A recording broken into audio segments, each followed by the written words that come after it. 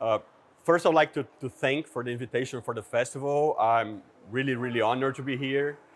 And I'm just so happy to be here. When I left my hotel on the first day, I was walking on the street with a fixed smile on my face, looking like a crazy person. I've just realized that when G, that works from the festival, he recognized me on the street and he looked at me and asked, is everything okay? Do you need anything? And I saw how I looked like a crazy person walking on the street. So it's great to be here. South Korea now, we've been talking a lot about South Korea in Brazil because Brazil and South Korea started investing in the entertainment business at the same time, and we've invested about the same amount of money. But it worked for South Korea. South Korea is everywhere in the world now, and Brazil is like crap. If you go to Brazil's carnival, you'll see many kids dressed as the Squid Game characters, but I bet that anyone here can't even name a Brazilian movie from the last 10 years. And we've been studying a lot the South Korean entertainment business to see what you did right and what we did wrong. And today I'm going to talk about Lavrynthos, my last piece, and the challenges we faced. But first I'll start talking about how I got into VR. I have been a script writer for TV for the last 20 years. And when I've tried my first headset, I quit my job on the same day. I just fell in love, and in a snap, working for TV, I felt like a VCR repair shop. I felt like I was in the past. So, and I started working, and my first piece was Gravity VR. We released in 2020. We were supposed to premiere in Tribeca in, I think, April of 2020, and you know what happened. And my company, Bifan Xr, was working mainly with events and marketing and booth for festivals and stuff. And when COVID struck, we lost everything, and I went from the best moment in my professional life to having nothing in about a week. And I was prepared to go around the world with Gravity. We had been selected to Tribeca, to Cannes, to Venice, to everywhere, and I stayed home the whole year. So it was a bit frustrating. And when I was at the rock bottom of my career, I heard about the Biennale College Fund from Venice, and we applied, and we went to do the workshop there, and we were selected to be funded to do the project. This was great because at the time, I had to reinvent myself, and I was working doing architectural visualization for virtual reality. It is fun, but it's not. I don't see myself as decorating virtual bathrooms in VR for my life. And it was great winning the fund, but the problem is that we had to actually make the piece. And one of the things is that when you win the Biennale College Fund, you have to premiere at the next Venice Film Festival. And we had limited funds, and we only had 4 months to actually produce everything. And we had to find a way to actually do it. We didn't have money to hire anyone else, so we were a team of 3 people working for 4 months to produce a 25-minute VR piece. So we had to create new ways of doing it. So the first thing was writing it. So I have the ungrateful position of being the producer and the writer. So I can't have expensive ideas. And having worked with VR for already 5 years when we started producing, I know what the challenges are of each stage of the process. The 3 people it's me, Amir, and Owen. I'm a scriptwriter, the director, but we have to do multiple functions. So I've also created the music, and I've recorded the mock-up. I'm the actor for all the characters. And Amir, he's an art director, but he also modeled the characters and textured and rigged and did everything. And Owen, he's our programmer, but he also did technical art. So we all did everything in the project because we didn't have money to hire a lot of people. And another challenge we had is that As I told you, I have been a script writer for TV, and working for TV, you have a very strict pipeline. And when you write, you write and you send the script to the production, and your work is done. And you only watch what you just wrote when it's on the air. And for VR, it doesn't work because it's a new medium. So we're still learning how to do it. There are no veterans in VR, and we don't know what works and what doesn't. So something might look good on the paper, but when you try it in VR, it's not very good.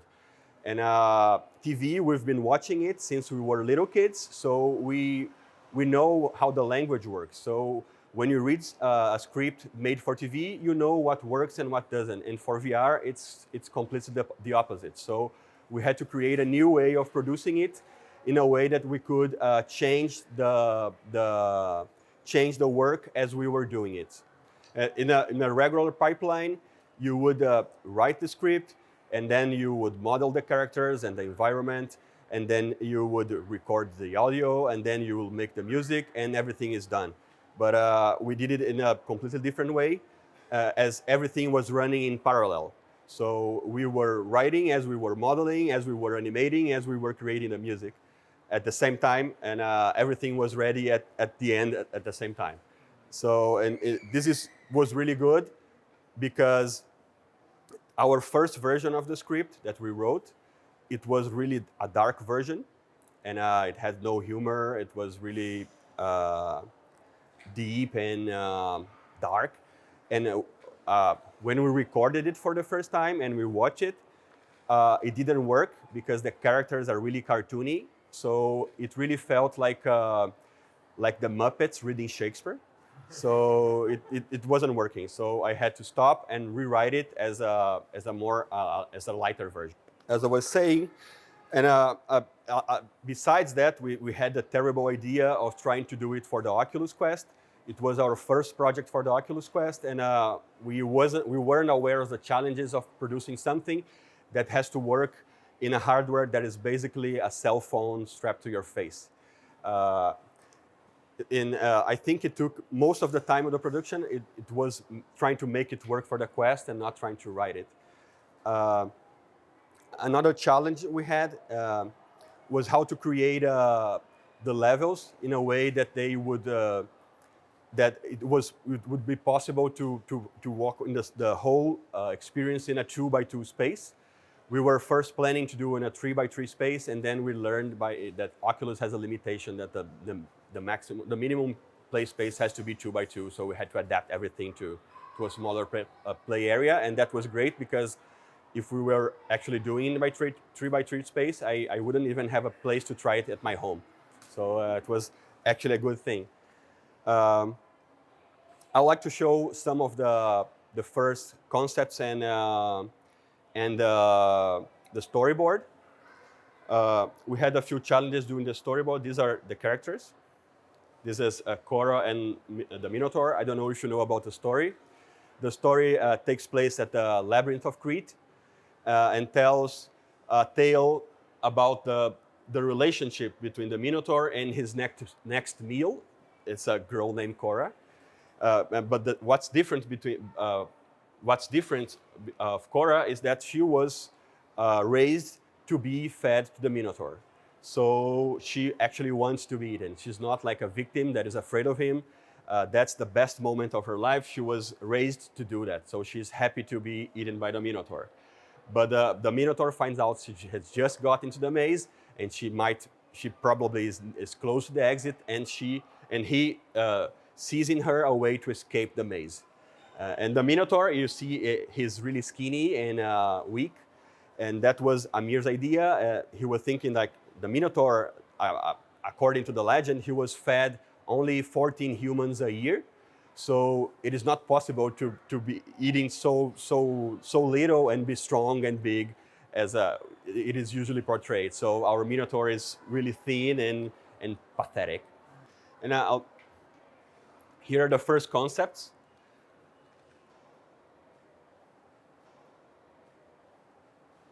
Trying to show the non-Euclidean space.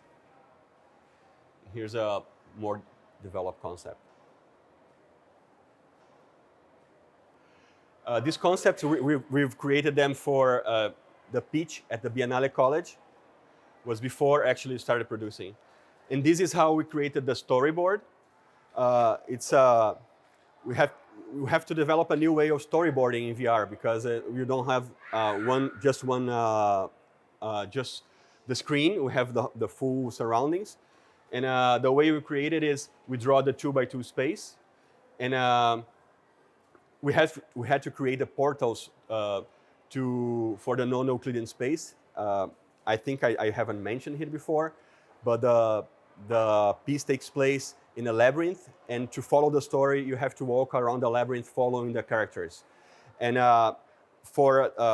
you are not teleporting, you are not cutting the scene, you are actually walking the maze. And to create a maze big enough for the people to walk in a 2x2 space, we had to use non-Euclidean architecture. By that I mean impossible spaces. And we created a system that I'll show you later how we did it to actually make it possible. The green area is where the player should walk in, and the red is where he would walk out. You can see the scenes, they are overlapped. He will walk in the first level here, and he'll enter a portal here in the green area, and he would live in the red area here, and he should go to the next portal here. That's the way he should do.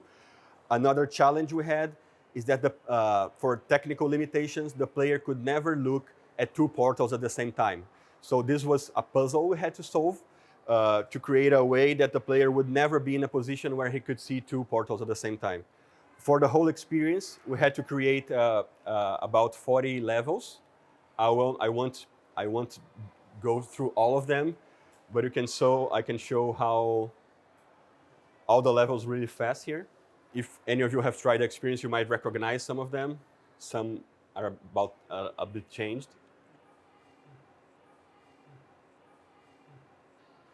And this here is all the levels overlapped. And this is the path that the player will follow throughout the experience. And to create the non-Euclidean space, we had to create a trick. This is more or less what a non-Euclidean space, how it works.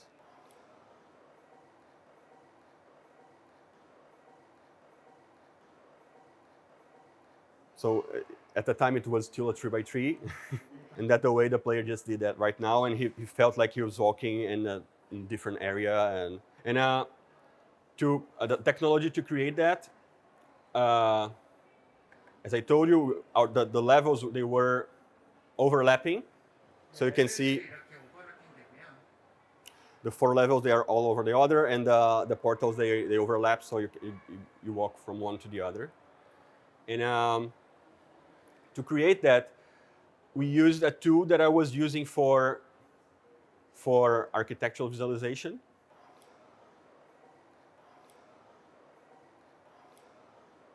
As I told you before, when I lost my job, I started doing architectural visualization in VR. I hated it, but it actually helped me a lot in Lavrynthos because I had to deal with a lot of levels, and there's a lot of architectural visualization in Lavrynthos. And these tools that we use to show people their apartments in VR, it's what helped me create the technology to do the maze. And here you can see that's how the player sees the maze. He's walking from the one area, and suddenly he sees himself in a classroom. That's what the player sees when he tries Lavrynthos.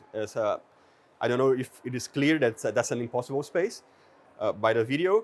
And now what I'll show now is the same scene when you're watching it from above. And this here is what the player is seeing, and here's from above. So when the player is walking, what is happening is one of the sets is cutting out and the water is cutting in. Everything is happening inside the materials and not inside. That's how the magic works. Is it clear? Does it make sense? There's another angle where you can see the whole geometry and sets being cut in real time. There are many ways to doing the same effect, but this is the only way we got for it to work for the Quest. That's a challenge. Another challenge was how to record the animation. When I was living in Peru, I was sharing my office with an animation company that had about 80 to 90 animators working there. And I had worked with animation, but only independent animation, not professional animation. And sharing the house, I found out something I didn't know, is that an animator, he can animate about 1 to 2 seconds a day for a character. And it would never work for us. We didn't have time and money to do it, so we had to do everything with motion capture. And as we were still writing, we couldn't follow the regular pipeline of writing it and hiring actors and hiring a mocap firm to record everything, because if we did that, we would only have 1 day to record everything, and if it didn't work, we wouldn't have the money to do it again. So luckily, we had already developed a motion capture system in Unreal that I could do everything by myself in my house without the help of anyone. And I'll show it a little bit of it. And it is different from the regular mocap thing, is that I'm recording it straight in VR with my headset. So you can see here that when I look myself in the mirror, I see myself as the Minotaur. So there's no, what you see is what you get. I'm recording it straight at the engine where I'll do where the app will be made. So I can see right away if it is good or not. So there's very little cleaning and very little editing afterwards. We had worked with mocap before, and usually the actors are recording it and we can see only the skeleton, and later we'll add it to the character, and it might work and might not. And you might need to do a lot of cleaning, and you might need to adapt the skeleton for the character's size and proportions. And we didn't have any of these problems. Our system, I don't know if it's really easy for me to operate by myself. I don't know if you can see here, but what I saw when I had my headset on, I had a shelf with all with a miniature of all the characters. Here's a miniature of the Minotaur, here's a miniature of the test skeleton. And what I had to do to record the characters, I would just pick up one of the miniatures, and I was just appear in the body of the miniature that I was just holding on. And here you can see the recording button. I could hear the record button, and I wouldn't even need to leave VR to start recording the motion capture. Here's a video of me recording for Lavrynthos. And that's how I met the Minotaur. I was prepared to spend days wandering inside the maze, but I found myself face to face with the monster in less than a minute. What did you say? Minute? Yes. You were outside the maze a minute ago. Yes. Is it? Is a minute away from here? Yes. Why do you ask? What a stupid question. Wonder what this cursed maze has turned me into.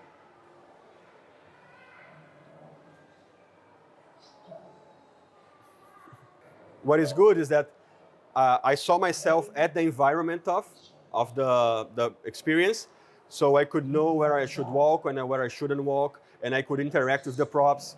And Amir could be inside Unreal watching it in VR at the same time in São Paulo, in a different city. So it was great for production because he could direct me without us being in the same city. And after recording one character, I could just change my costume and record the other character. This is me recording the Minotaur now. And you can see the characters have different proportions. And she is it's a little bigger. And I could see that and adapt my hand position, not for my hands to overlap inside her body. And I could do it because I was watching in real time what I was recording. And the same for the Minotaur. He had like a hunchback, so I could do it in the same time and see that the hunchback was right and the position and everything worked. And to record the facial animation, we had a different system. Hold on.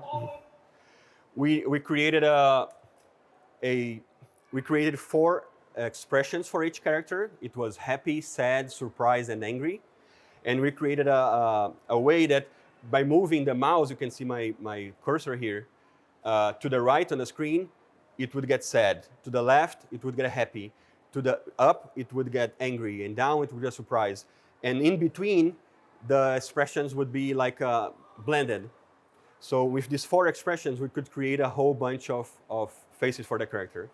And for the lip sync, we used a plugin that we would just add the audio and it would create the lip sync automatically. So this is me testing the expressions for the Minotaur. You can see my cursor moving and his face is moving.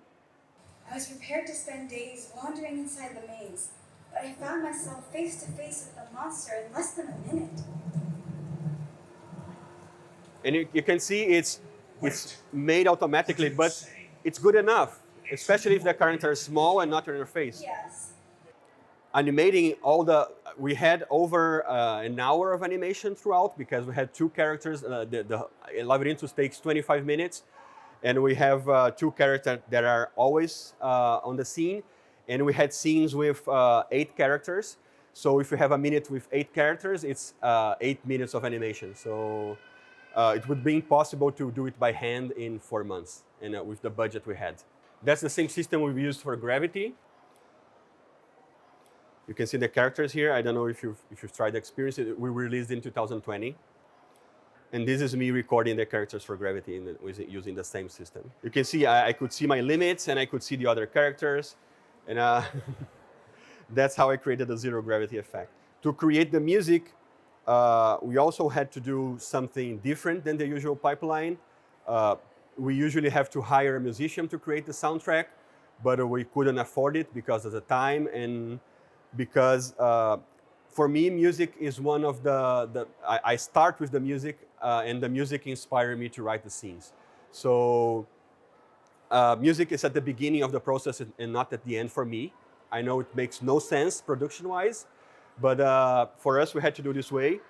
I'm not a musician. I know a little bit about music, but I can't play any instrument well enough to record it.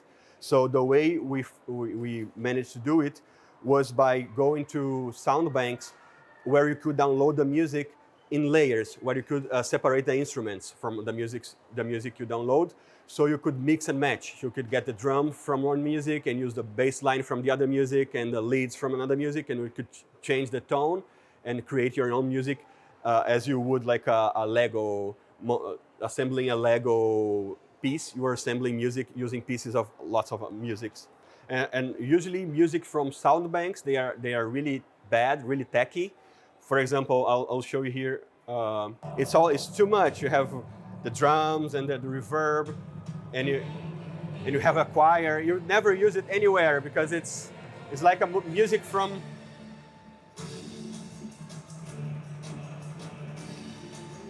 It's like music from a bad movie, but if you strip it and use, for example, only the atmosphere, it's something you can actually use, just the atmosphere, and add the more instruments over it. And for example, the drums only, they're not that bad. If you picture a new bass line here together, that you can create actually good music with the drums. Another trick we used was a software called Imitone. It's a software where you can sing in the microphone and it converts to MIDI in real time. So you can add instruments to replace your voice. So that way we could create some lead instruments to our music, so we can create some custom-made music without learning how to play any instrument. This is a demo here. I'd like to change it to a full orchestra.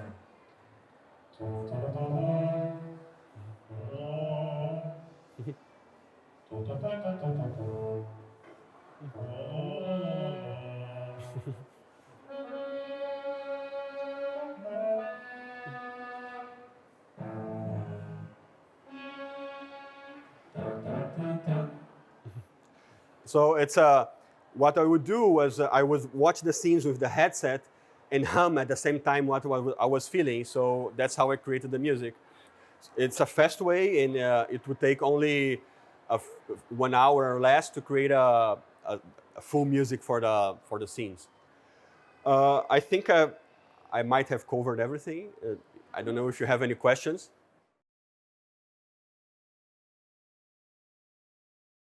I think I'll use something similar, even if I have a bigger budget, because the more people you have, I think the more diluted your vision gets. Because we have a game, a kids game in Brazil, where people make like a big line of people, and we have one sentence, and then the guy from the guy that's in the beginning of the line, he has to whisper to the second one, that has to whisper to the third one, and at the end we compare the sentences, what was in the first guy and what was in the last guy.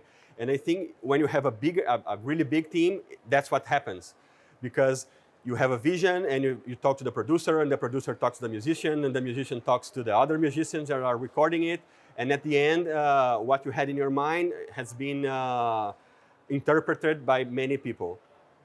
And another thing is that when I'm writing something, just sitting in the computer, looking at a blank screen, I have a different kinds of ideas when I'm in the headset, inside the characters, inside the environment, and I can improvise and I come up with different ideas that I would never had if I was just writing inside a keyboard. So it's really different for me because as a TV script writer, I always envied a lot the guys from theater, because they have the process of creating a play, and they start with a script, and they spend months rehearsing and working on the script, and at the end they have the play. And for TV, it's nothing like that, and I always envy that. And for VR, I get to reproduce it in a different way. And about coming up with the ideas, usually a good idea is something that merges two half ideas. And at the time, I was researching non-Euclidean spaces. I had tried a game before, and I really liked it, and so we should use it in a narrative way. And I wanted to create something with that. And Amir came up with the idea of doing it in the Labyrinth of Crete and creating something for the Minotaur. And it clicked right away, because when I'm writing, the better stuff that I do come from a personal place. Not that the experience would be about what you feel, but the main idea comes from this place. And at the time, I was feeling really lost, because I had just lost everything that I had been building for many years. And I was feeling like the characters. I was lost in a maze. I had no idea what would happen with my life. I thought COVID would only last for a few months, and it was already a year. And I didn't know if Lavrynthos would work, so I was feeling really lost, and I felt that being inside a maze would mean something. But the experience is not about being lost. It's like gravity. Gravity, we came up with the idea because of skin cancer, but it's not an experience about skin cancer. So that's where ideas come from. And to finish the talk, I would like to play the Lavrynthos trailer. But before that, one of the things I've learned throughout my years in VR is that you don't need a big budget to start producing your own pieces. I'm a script writer. I'm not a technical guy. It didn't take me long to learn Unreal, to learn to produce VR.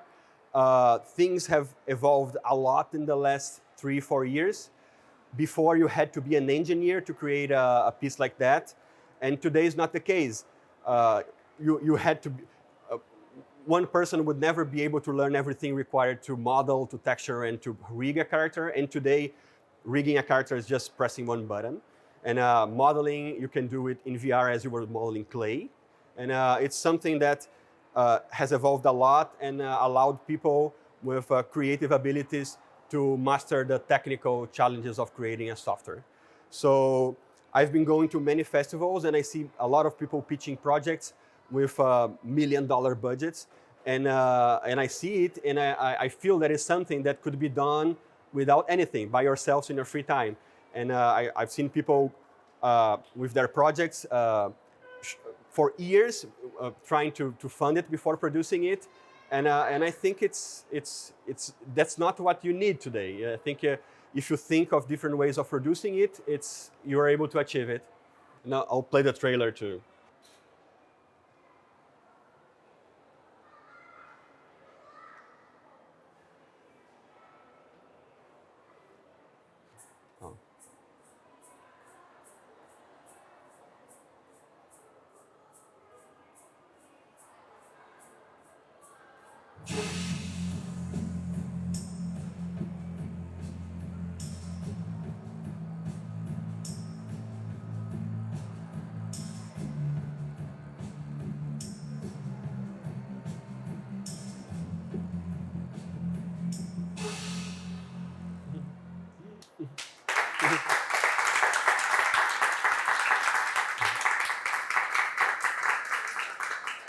thank you very much. And once again, thank you for inviting me for the festival.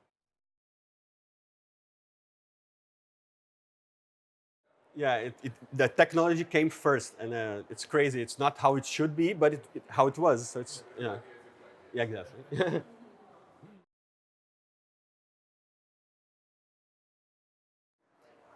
You just hit record, and the lip sync is happening, and you are moving your. Yes, it's in the same time, and later you just add it to the character. So, just out of curiosity, what was the rehearsal process like for that? Did you rehearse 8 times before you recorded? No, it took me about 10 to 20 times for a take, but all the animations for the short, they were recorded in 3 days.